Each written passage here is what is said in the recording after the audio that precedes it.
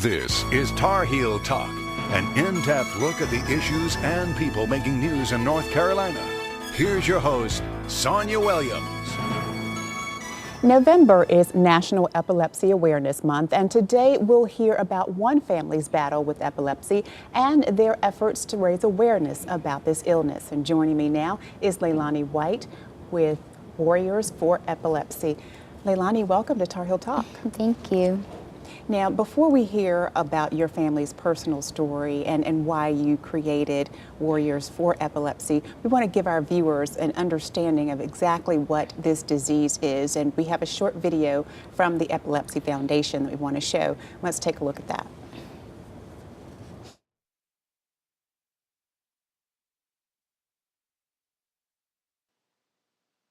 Hi, my name is Dr. Joseph Servin, and I'm editor-in-chief of epilepsy.com. Epilepsy is a condition in which a person has repeated seizures. Sometimes the reason for those seizures is fairly obvious, and sometimes it's a little bit more complicated.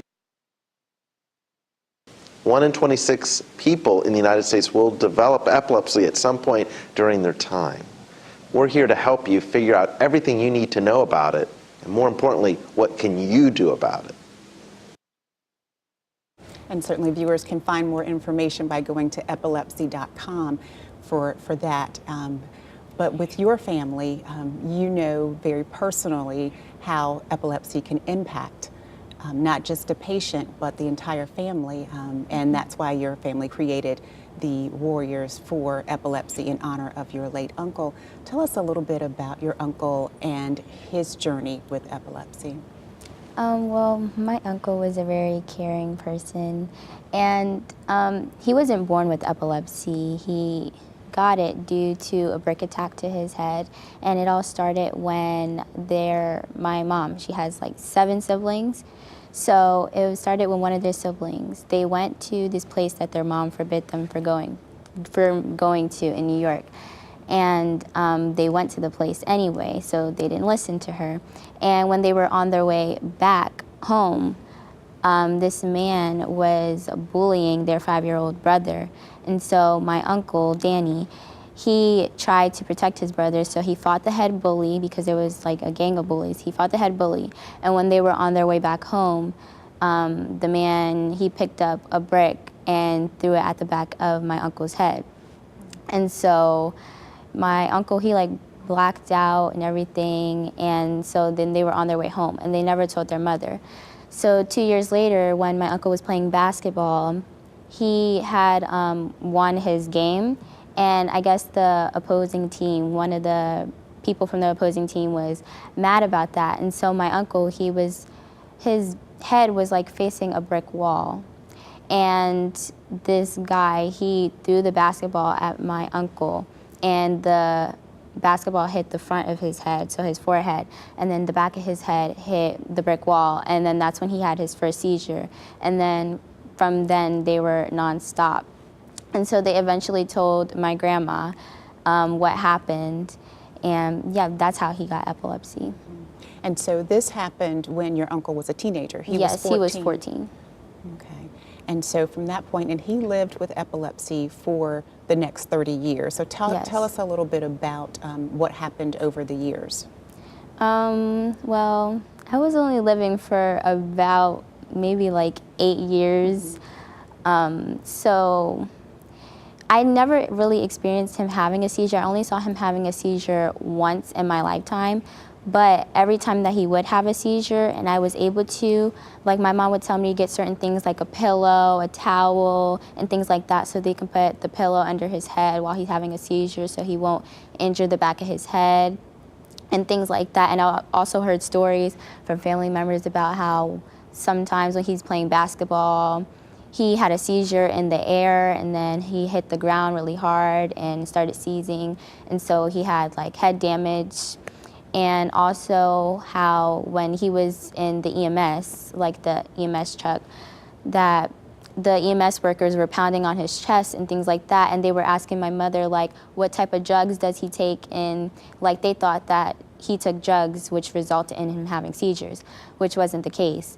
And so that's also one of the main reasons why my mom wanted to spread awareness for epilepsy, because people with epilepsy, they get, I'm trying to think of the word, like they get criticized for things that may not even be true about them. So yeah, those are just some of the stories that I heard about him having seizures and things like that. So what are some of the things that you think people may not understand about epilepsy and people with epilepsy? Well, a lot of the times I see people making fun of people who have seizures or making jokes about that. And when I see people doing that, it's just like you don't really know who you could be affecting by doing those things. And sometimes I want to keep my mouth shut, but then sometimes I just say things like, you shouldn't be doing that because so-and-so, and then I tell them about my uncle's life story. And I think that people are just ignorant and not educated about what epilepsy is, and that when people have epilepsy, it's not because they're doing drugs and things like that, because some people are born with it, and some people, it comes from concussions and things like that. Like a lot of NFL football players get epilepsy due to concussions. And even research proves that, so that's just what I want people to know.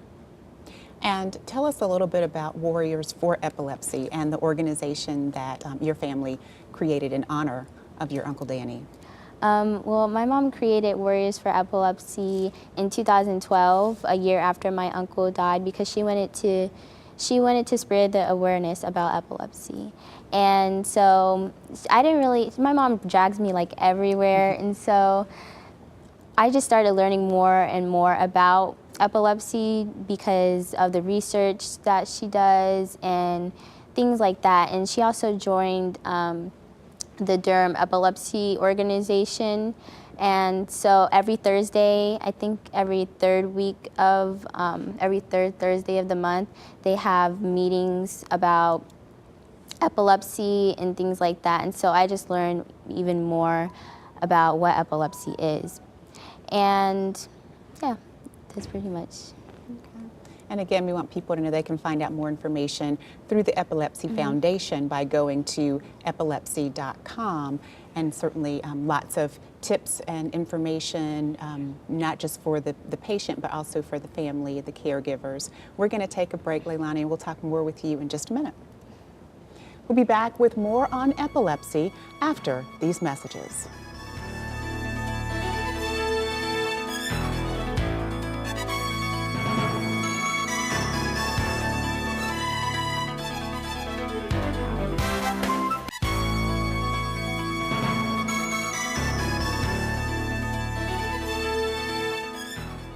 November is National Epilepsy Awareness Month, and today's guest is sharing her family's personal experience with the illness and their efforts to help raise awareness. And with us again is Leilani White with Warriors for Epilepsy, an organization founded in honor of her late uncle. Now, Leilani, before the break, you were sharing a little bit about your family's experience. You also wrote a book about epilepsy. Tell us the title of that book and what it's about. Yes, my book is called Epilepsy in My World, and I basically just wrote the book about the experiences that I was saying earlier that that family members told me about, and I put that in the book, and then I also talked about who my uncle was to me and how I was close to him and he was like my closest uncle at the time, and how when he died, it just like everything just felt crazy and chaotic, and yeah, it was pretty hard for me. So I just wrote about like how life was after he died and before he died. And then also he died July 4th, so then since July 4th we always like do things to celebrate July 4th, and so since he died on that day, that was like a really hard day for us. And I also talked about how the day before, on July 3rd, our family was really happy. We had a picnic and we spent the whole day together, and he was really active and he was in the pool and things like that. And then, yeah, that's basically what I wrote about. So, so your uncle, he passed away suddenly, and yeah. Okay. Talk a little bit about caring for your uncle during the times that he needed that support. I know that your family was a strong support system for him. What do you remember about those times? Well, I remember that every time that my uncle would have seizures, my family would try to keep me away from that, like the younger kids away from seeing him having seizures. But my mom would still tell me to like get certain things for her when he does have seizures. And also my dog, he would bark before my uncle had a seizure, so like he sensed it. And yeah, he's just a regular dog. He's not like an epileptic dog, you know. So he sensed it and things like that. So then my mom would tell me to like get things ready. And the first time that I actually saw him have a seizure, I think that was a few months before he had passed away. And my dog started barking, and I was sitting in the room with my cousin, who was his son, and we were playing video games. And then I heard my dog barking, and then my mom yelled my name. So then I went into the living room, and I saw him having a seizure, and then I automatically just started getting everything that my mom would tell me each time he had a seizure. So I was basically used to that routine because I just knew what to do. So yes. Now, in your book, Epilepsy in My World, what is the message that you want to get across, not just to other people living with epilepsy, but also their family members? Well, I really wanted to touch on young kids my age, and that people my age, they might have a different perspective. Like I was saying earlier, how they would make jokes about seizures. I wanted to show them my point of view, so maybe if they see, oh, well, her uncle had seizures, and maybe I shouldn't be, you know, making fun of this and things like that. And I also wanted to just show them that families, this is what a lot of families go through. So I wanted to show them, like, you guys need to be more aware, and I wanted to educate people on what epilepsy is, and yeah. When you share your message with other young people, what are some of the things when you talk about epilepsy that you think it's important for them to know? Well, I want them to know that like a lot of veterans can come back from war with post-traumatic Brain injuries. Yeah, brain injuries, and that can eventually lead to epilepsy. So, you know, because there could be a kid that I'm talking to whose family member is in the Army, and they could come back with that same issue. So I just wanted to spread awareness about that too. And that's one of the main reasons that my mom also started the organization, to spread awareness for veterans as well. Because that is a huge issue for veterans.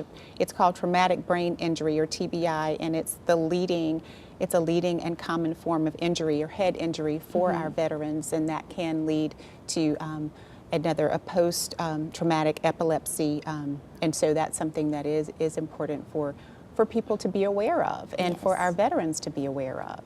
Yes.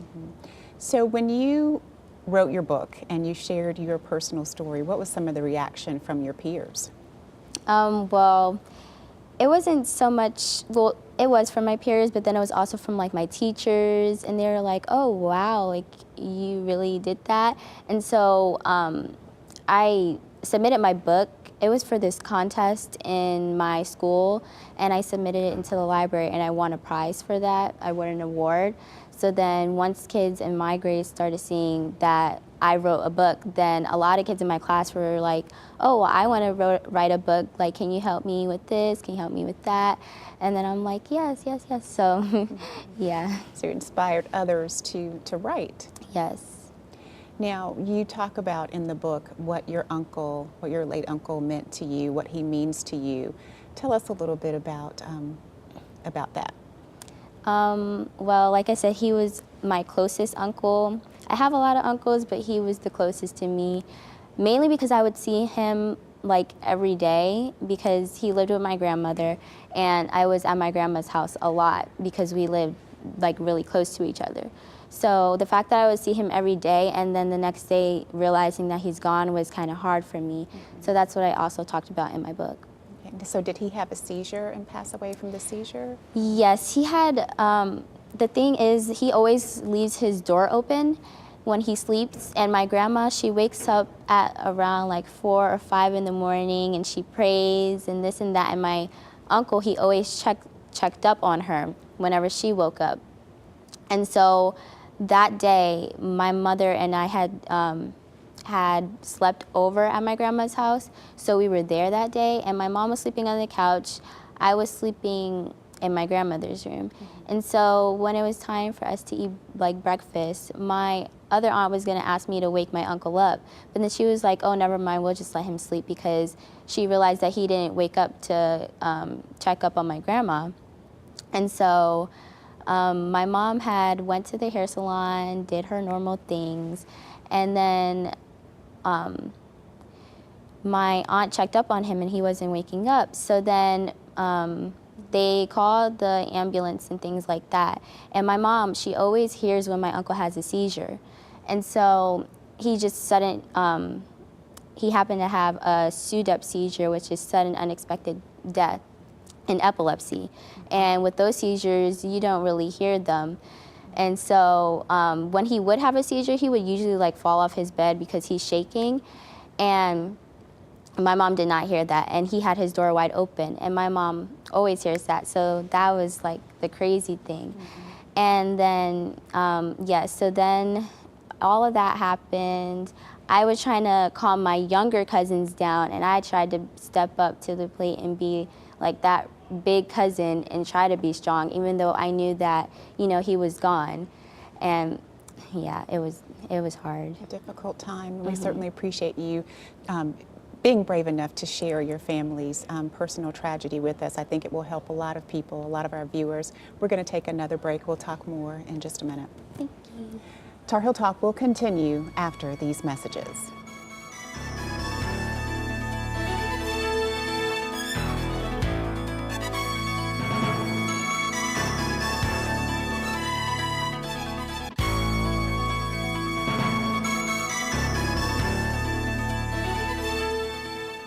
Welcome back to Tar Heel Talk. I'm Sonia Williams. November is National Epilepsy Awareness Month, and today's guest is sharing her family's personal experience with the illness and their efforts to help raise awareness. And with us again is Leilani White with Warriors for Epilepsy.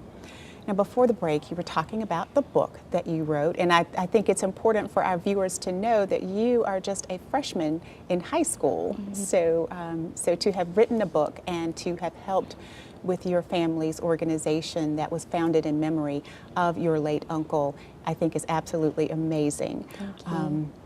Before we talk more about your family's work, I think it's important, if viewers are just joining us for the show, for them to understand a little bit more about epilepsy, and we have a short video we'd like to show for that. Let's take a look. Hi, my name is Dr. Joseph Servin, and I'm editor-in-chief of epilepsy.com. Epilepsy is a condition in which a person has repeated seizures. Sometimes the reason for those seizures is fairly obvious, and sometimes it's a little bit more complicated. 1 in 26 people in the United States will develop epilepsy at some point during their time. We're here to help you figure out everything you need to know about it, and more importantly, what can you do about it? And again, our viewers can find out more information about that by going to epilepsy.com. Now, I know that your family just sponsored or just hosted a 5K yesterday in honor of your late uncle. Talk a little bit about that wonderful event and really what the goal was there. Well, the goal was, like I said, to spread awareness of what epilepsy is and eradicate the stigmas associated with epilepsy, and also to bring awareness to veterans who have epilepsy. And yes, so we invited all veterans to come as well, and it was at Chavis Memorial Park. Okay. And that's just one of the number of community events that you do throughout the year. I know that March is a very special month, and you pick a day in March to do something special to raise awareness. Tell us about that. Yes, March 26th is Global Purple Day for Epilepsy, and it was started by, I believe, an 11-year-old years ago. And so my mom likes to spread awareness for that too. So every year